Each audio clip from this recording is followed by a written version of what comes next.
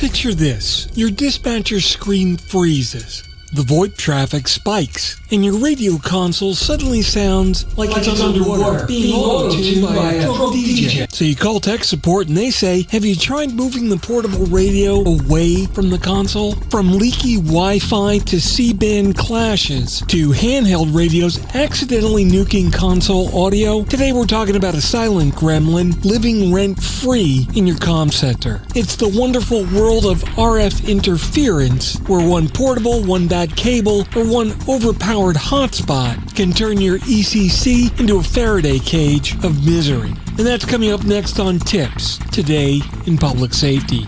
Welcome to TiPS, Today in Public Safety, your go-to podcast for today's breaking stories and public safety news. Here's your host, Fletch, with today's tips.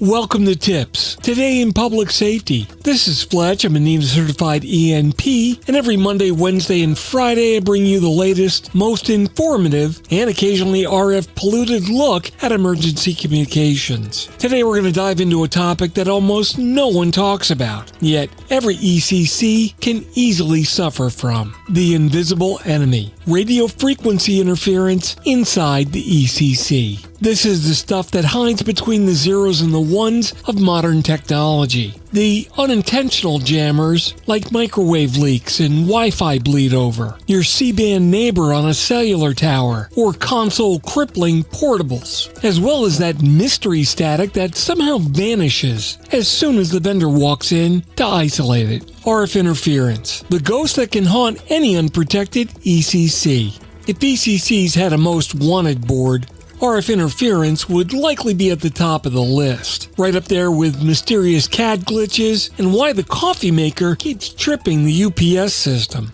But unlike cyber threats, the RF problem doesn't show up on your system intrusion and event management dashboard. It just kind of happens. Regularly, PSAPs can get taken down from the inside by simple things like Wi-Fi bleed, the friendly fire of the ECC. You see, today ECCs run Wi-Fi for staff, Wi-Fi for devices, Wi-Fi for the building, and there's even Wi-Fi for the building next door inside your unprotected space. And there's always that one SSID named FBI surveillance van that nobody will admit to creating. But when too many 2.4 gigahertz or 5 gigahertz Wi-Fi networks start to overlap, you'll start to see latency on VoIP traffic, consoles freezing, headsets cutting out and crackling, anything that's Bluetooth desynchronizing, and that's when the staff starts yelling, "The internet is so slow," like it's a DEFCON 1 event. But the bottom line? A lot of times friendly Wi-Fi can absolutely clobber your mission-critical Wi-Fi because they're located inside of the shielded ECCs.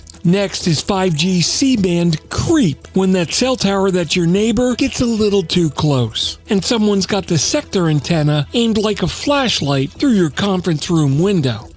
C-band cellular is a powerhouse. In fact, it's great for capacity. That can cause things like CAD map tiles failing, VPN tunnels dropping, indoor routers going deaf, and even GPS timing oscillators getting knocked out of sync. All of this courtesy of your friendly neighborhood 5G macro site. Number 3 is portable radios. You know, the accidental jammer that we all love. Now, you may know the rule that you never key up a 100-watt mobile radio next to your console, ever. But what about portable radios? You know, those little 3 and 5 watt guys. Well, they can still inject interference and cook your console audio path like a Thanksgiving turkey. Watch out for symptoms like one-way audio, random disconnects.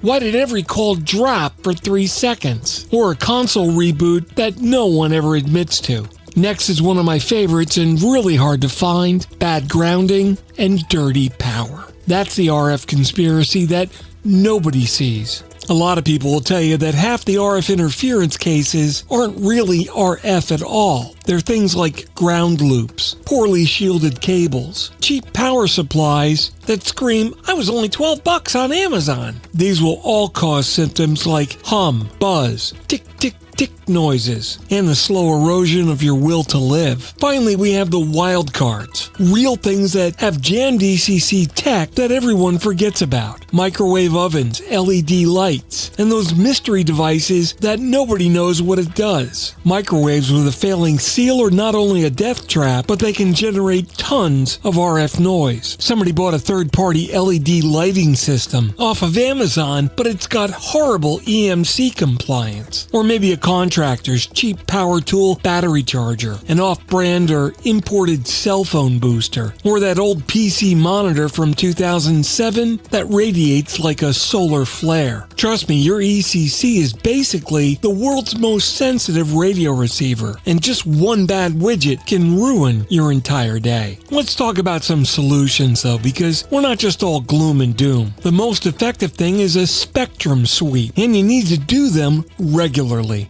You just need to get an RF engineer or borrow a spectrum monitoring receiver that helps you detect and isolate things that are living inside of your building, and then isolate it or evict it. At least think about hardening your console area. Make sure portable radios stay 3 feet or more away. Be sure your cable bundles are shielded. Everything needs a proper ground, not just for safety, but to keep that transient RF out. And a common fault are those sketchy $2 power strips that your vendor never approved. Take a look at your facility and create special RF zones. Make sure your radios stay in the radio zones. And I'm talking about the actual transmitter piece, not the microphone. Put Wi-Fi in Wi-Fi zones. And then your critical network links should all be in shielded pathways. You need to stop mixing RF soup with all your technology spaghetti. Number 4 is working with your carriers. If you think your ECC is getting smacked by a 5G cell site, don't sit there and guess. Carriers employ RF engineers, and they actually hire good ones that want to help fix that harmful interference. Call them.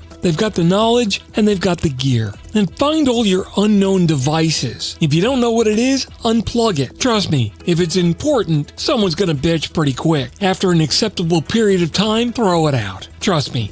If nobody knows what it is and nobody misses it, you don't need it, or it's probably the bad guys. You have to remember, RF interference is the enemy that you can rarely see, and it's the enemy that most ECCs never even plan for. But with good grounding, smart zoning, regular sweeps, and a little bit of RF hygiene, you can turn your ECC from a static-filled mystery zone into a quiet, clean, interference-free, mission-critical fortress. Like it should be.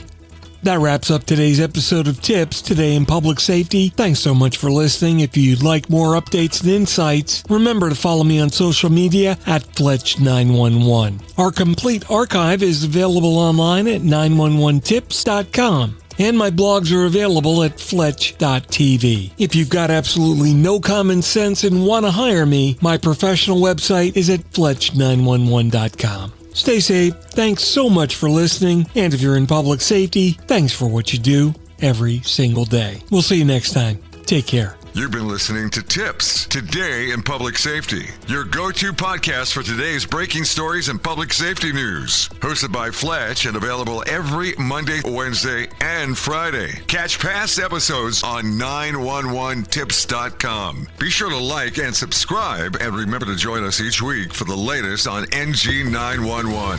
I am Spider Harrison, the official 911 voiceover dude. Catch me on Sirius XM on various channels, including 90s on 9, the 10 spot, and on the Weekend Countdown on Hits 1. Or don't regret it for the rest of your life. Either way, I'm good.